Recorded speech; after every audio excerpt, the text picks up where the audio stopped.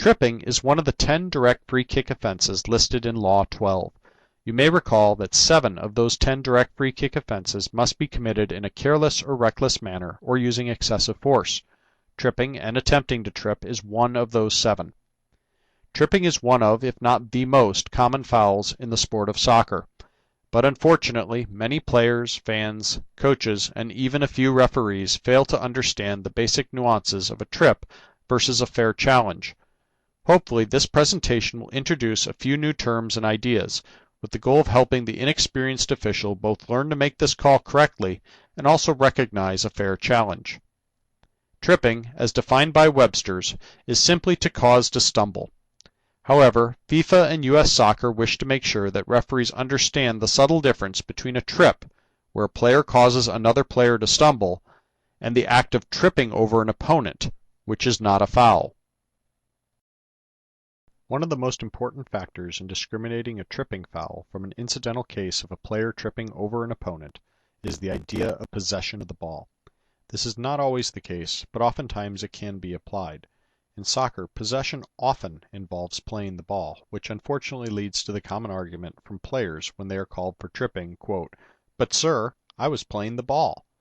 Please understand, intent to play the ball is not possession. Possession in soccer is usually assumed to be a player who is controlling the ball either through direct contact or being within reasonable playing distance. In most, but not all challenge situations where more than one player is within playing distance, the last player to touch the ball will be the one in possession. We will cover an exception to this, but it's a good place to start.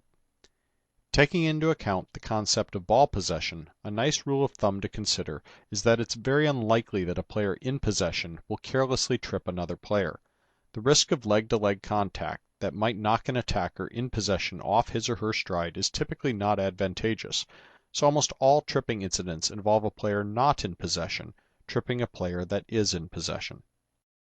Here's a simple video clip of a trip, which, incidentally, was not called in this U10 match. The player in white is moving towards goal with the ball. He's the last player to have played the ball. The gold player attempts to tackle the ball, but instead carelessly trips the white player's leg. The ball is never touched by the gold player, and the white player is knocked off stride. This is a trip, and if it causes the white player to lose possession, as it does, the referee should blow the whistle and indicate a direct free kick. This decision by the referee in the penalty area is spot on.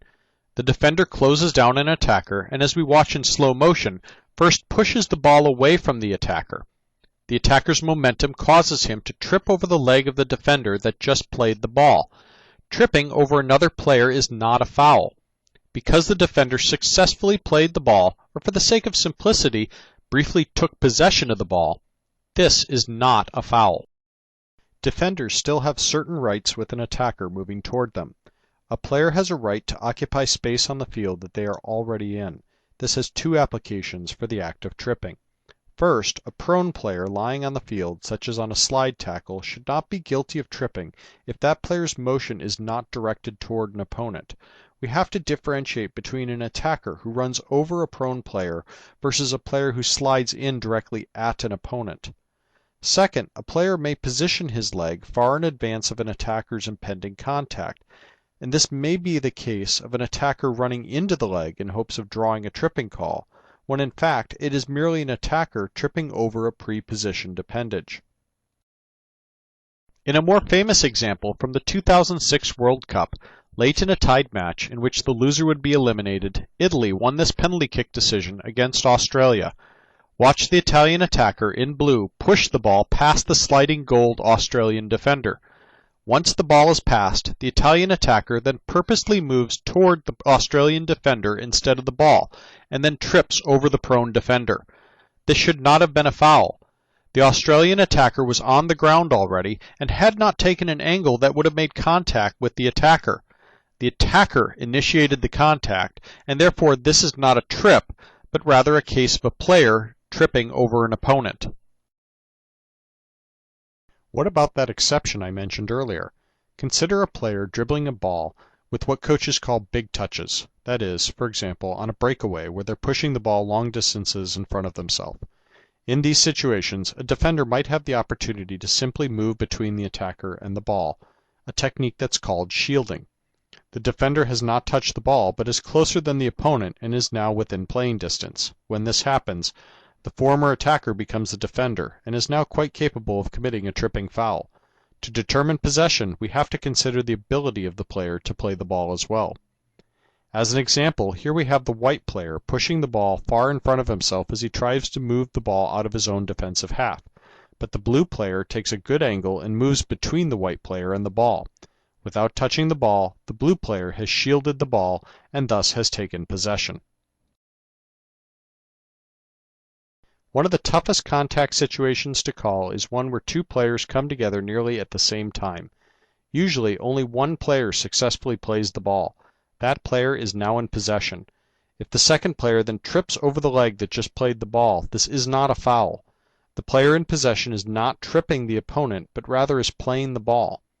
However, if the player who does not play the ball makes subsequent contact with the player who does and causes the possessing player to stumble, this is a trip, and barring advantage should be called.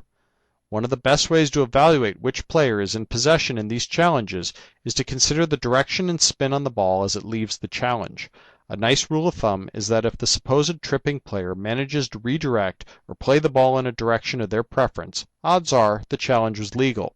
Not always, there are going to be exceptions to every rule, but for the inexperienced official, this is a simple way to consider whether a player legally takes the ball.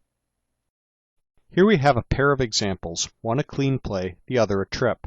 In the first, the white player kicks the ball away from the blue player, who then trips over the white player's leg.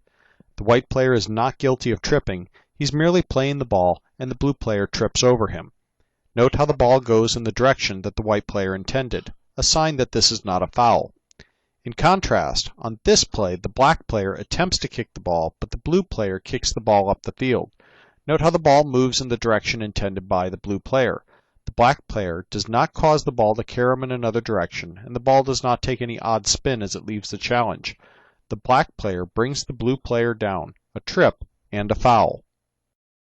Lastly, consider if the contact which causes the attacker to trip comes from the body part of the defender that played the ball, or if another part of the defender trips the attacker. This is key. Many players will argue, "I got the ball first," on a tackle, and they may very well have done so. If the attacker trips over the leg of a defender which just played the ball, as in the previous video example in the penalty area, they would be correct. This is not a careless trip. This is an attacker tripping over the leg of a player who just legally played the ball. But if the player tackles the ball first, but then the tackler's other leg trips the attacker, this is not part of the tackle. This is a trip. Even if the defender has played the ball with the challenging leg, this does not entitle the tackler to also trip the person that they are challenging with a body part unrelated to the challenge on the ball. In conclusion, please understand that the basics presented here cannot be applied to every challenge universally. Concepts such as possession, first touch on the ball, and post-contact projection of the ball are all helpful in differentiating a legal challenge from a trip, but there will always be exceptions. The best way to learn to differentiate trips from legal tackles is to watch and officiate as much soccer as you can. Experience is the best way to formulate your own tool set to make these decisions.